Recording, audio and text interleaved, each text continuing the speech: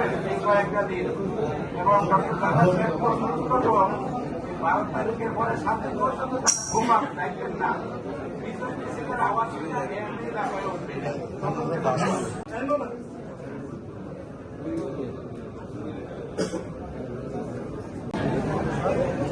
পর্যায়ে বক্তব্য রাখার জন্য আহ্বান করছি আমাদের প্রার্থী আহ্বান ডক্টর জালাল সাহেবের বান্ধবন্ধু এবং তারা একই এলাকার সন্তান।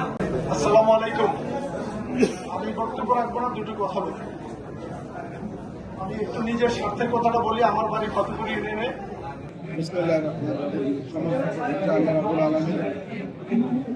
আজকে এই আয়োজন আমাদের বক্তব্যের লোক ঢাকা নারায়ণ সিন্ধি গাজীপুরে আছে, অনেক জনরা আছে, সম্মান সেই বিভিন্ন পেশার শিবির এখানে আসেন।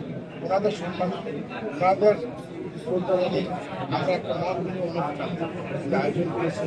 এখান থেকে আমরা বিভিন্ন আলোচনা, সমালোচনা এবং অনুপ্রেরণা এবং বিভিন্ন উপদেশ আমরা নিতে পারবো কীভাবে আগামী দিন নির্বাচন ভারতের সুন্দরভাবে সুষ্ঠুভাবে করতে পারবো সেই লক্ষ্যে আজকে দিন আয়োজন। এবং এখানে অনেক জ্ঞানী গুণী ডাক্তার, ইঞ্জিনিয়ার, প্রফেসর, সাংবাদিক সহ বিভিন্ন পেশার জীবীরা এখানে আছেন, উপস্থিত হয়েছেন। ওনাদের মতামত পেশ করতেছেন, অনেক বুদ্ধি দিচ্ছেন। আশা করি এই আয়োজন থেকে আমরা সুন্দর কিছু আমরা পাবো, যেটা আমরা আগামী মতলবটাকে সুন্দরভাবে করবো। মতলবের সবচেয়ে বড় সমস্যা হলো মতলবের চাঁদাবাজ, দখলদারিত্ব, সন্ত্রাস এবং মাদকের সমস্যা। এই সুতরাং আমার প্রথম কাজ হবে মতলবের এই চাঁদাবাজ, সন্ত্রাস, মাদককে দূর দিন। সেকেন্ড কাজ হবে টাকার সাথে দূরত্বটাকে কমায় আনা। আমাদের পরিকল্পনা অলরেডি আমাদের অ্যাপ্রুভ করা আছে একটা ব্রিজ গজরের দিকে মতলব, সেই ব্রিজটা আমরা দ্রুত সম্পন্ন করতে চাই। এবং এই ব্রিজ থেকে এই ব্রিজ এখানেই শেষ হবে না, এটা আপ টু চাঁদপুর হইয়া, ফরিদগঞ্জ হইয়া, ফেনী, চট্টগ্রামের বিকল্প একটা মহাসড়ক আমার কারণ ইচ্ছা আছে। মতলবাসীর দাবি, এলাকার দাবি, দেশের উন্নয়নের জন্য, দেশের অর্থনীতির জন্য এই বিকল্প মতলব এবং চাঁদপুর হইয়া চট্টগ্রাম সড়ক অত্যন্ত প্রয়োজনীয়।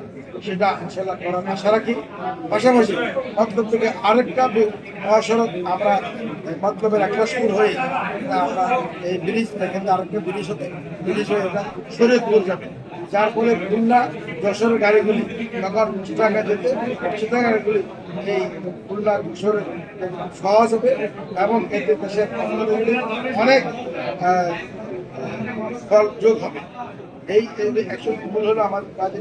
আমরা যদি এই রাস্তাটা করতে পারি তাহলে আমাদের মতলবের মৌলিক যে চাহিদা, গ্যাস, বিদ্যুৎ, পানি, বেড়িবাঁধ, সেগুলি অটোমেটিকই কার্যকরী হবে। তার পাশাপাশি হয়ে যাবে আমাদের মতলবাসীর কর্মসংস্থান, বেকার যারা আছেন তারা কর্মসংস্থান পেয়ে যাবে।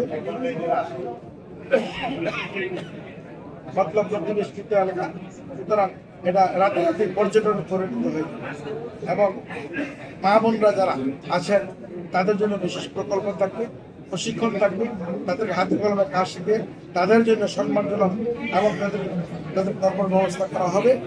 এবং যারা বেকার যুবক যুবতী আছে, নতুন প্রজন্ম আছে, তাদের কাজের কোনো অভাব হবে না।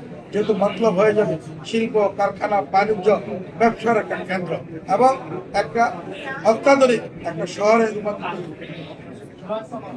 এই লক্ষ্যে নিয়ে মতলবের সর্বস্তরের জনগণকে নিয়ে আমি ইনশাল্লাহ আগামী দিনে যদি আমাকে সংসদে পাঠানো হয়, সংসদে যাওয়ার সুযোগ হয়, ইনশাল্লাহ আমি কাজ শুরু করার আশা করি।